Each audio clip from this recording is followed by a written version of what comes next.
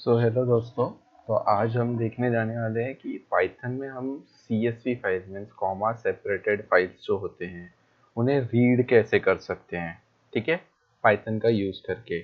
तो इसके लिए हमें सबसे फर्स्ट क्या करना पड़ेगा कि हमें एक CSV फाइल हमारे पास होनी चाहिए फर्स्ट थिंग। तो मैंने एक सैम्पल CSV फाइल ली है, ये इम्प्यूटेड डेटा .csv नाम की। दूसरा हमारे पास IDE होना चाहिए। IDE मतलब डेवलपमेंट एनवायरनमेंट जो भी रहता है हमारा, वो हमारे पास होना चाहिए। तो बेसिकली इंटीग्रेटेड डेवलपमेंट एडिटर एक रहता है, जैसे कि अभी मैंने यूज़ कर रहा हूँ VS कोड। तो ये VS कोड जो है मैं कोड अपने राइट करने के लिए यूज़ करता हूँ। तो यहाँ पे अभी मैंने क्या किया है, सिंपली एक फाइल में जाके टेक्स्ट फाइल ओपन की है। ठीक है, यहाँ पे मुझे सबसे फर्स्ट अगर CSV फाइल यूज़ करनी है तो सबसे पॉपुलर एक लाइब्रेरी है जो कि है import pandas। ठीक है, इसे हम एज PD कर सकते हैं। ये जो है एज, ये एलियास देता है, इस पर्टिकुलर पांडास लाइब्रेरी को एक नाम देता है। और इंपोर्ट क्या करता है, ये हमारा जो साइट पैकेज है, मतलब हमारा जो इन्वायरमेंट हमने सेटअप किया है पाइथन का, उसमें से ये साइट पैकेज में से पांडास लाइब्रेरी को कॉल करता है। ठीक है, इस फाइल में। और ये PD क्या हो रहा है, ये पांडास को PD हम डिनोट कर सकते हैं। यहाँ पे हम अपना नाम भी दे सकते हैं या फिर कोई एक वेरिएबल जो इजीली हमें अंडरस्टैंड हो सके वो हम यहाँ पे दे सकते हैं। ठीक है, उसके बाद हमें क्या करना होता है। मैं एक दूसरे तरीके से करूँगा, मतलब सिंपल वे में। तो अभी हम क्या कर रहे हैं कि ये पर्टिकुलर लोकेशन पे है हमारा, ठीक है, फाइल। तो ये पर्टिकुलर लोकेशन को हमें यहाँ पे देना होगा। ओके, और ये डबल इन्वर्टेड कॉमा या सिंगल इन्वर्टेड कॉमा भी चलता है। ये जो स्लैश है, इसका हमें ध्यान देना होता है, ये फॉरवर्ड स्लैश होना चाहिए हमारे केस में, अगर हम कोई भी फाइल रन कर रहे हैं। क्योंकि अदरवाइज ये क्या होता है, विंडोज़ में एरर थ्रो करने के चांसेस रहते हैं।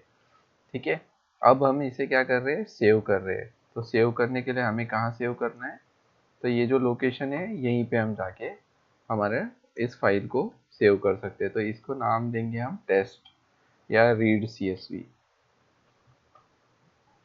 CSV टेस्ट डॉट पाई हमें टाइप करना है। तो ही ये पाइथन के फॉर्मेट में जाके सेव हो जाएगी। ठीक है, अब आप यहाँ देख सकते हो कि ये डॉट पाई फाइल का नेम आ गया, ये पाथ आ गया।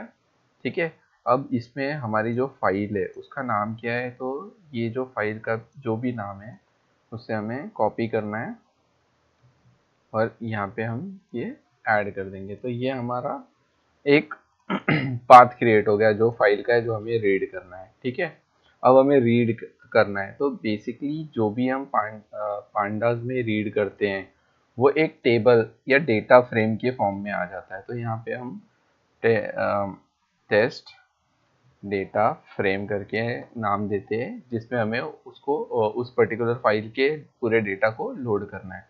उसके बाद हमें क्या करना होता है कि PD dot read underscore CSV। अभी अगर आप देखोगे तो यहाँ पे मल्टीपल ऑप्शंस अवेलेबल है। ठीक है, ये रीड के लिए हमारे पास CSV है, एक्सेल है। तो हम एक एक करके आगे चल के देखेंगे कि इसे कैसे यूज़ करना है। अभी टाइमिंग के लिए हम CSV पे ध्यान दे रहे हैं। तो ये CSV हो गया, यहाँ पे हमें ब्रैकेट लगाना है।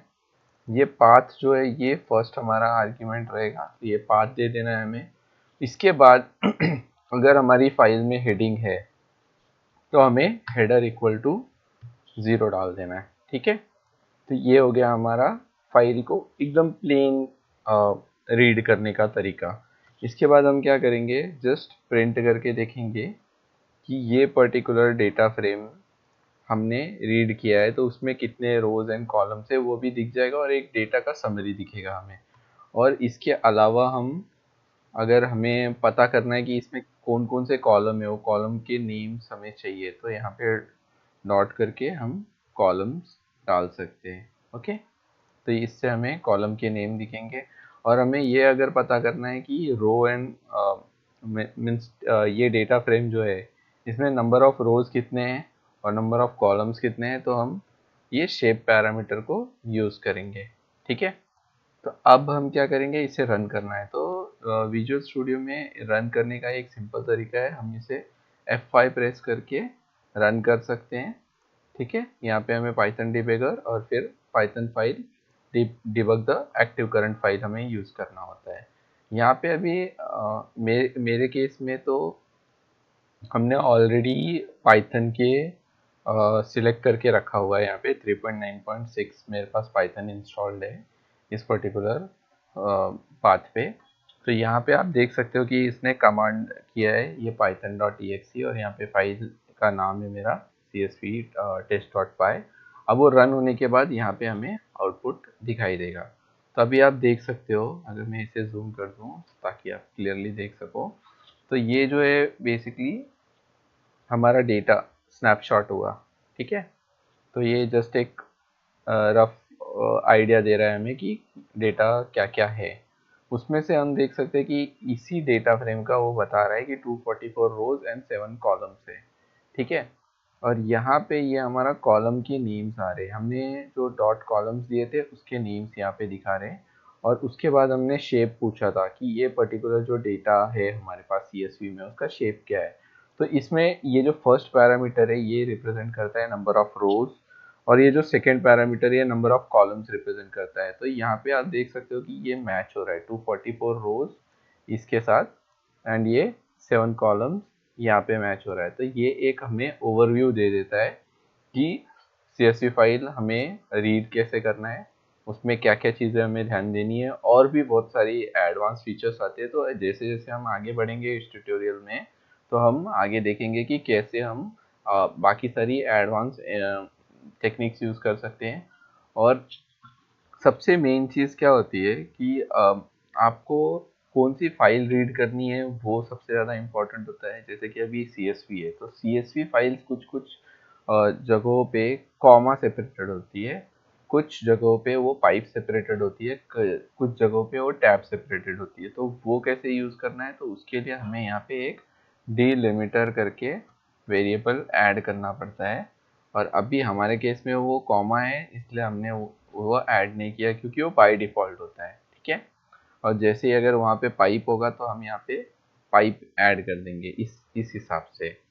ठीक है, तो अभी के लिए हम इतना बेसिक ही देखेंगे, आगे चल के हम ये सारी एडवांस चीज़ें भी एक्सप्लोर करेंगे।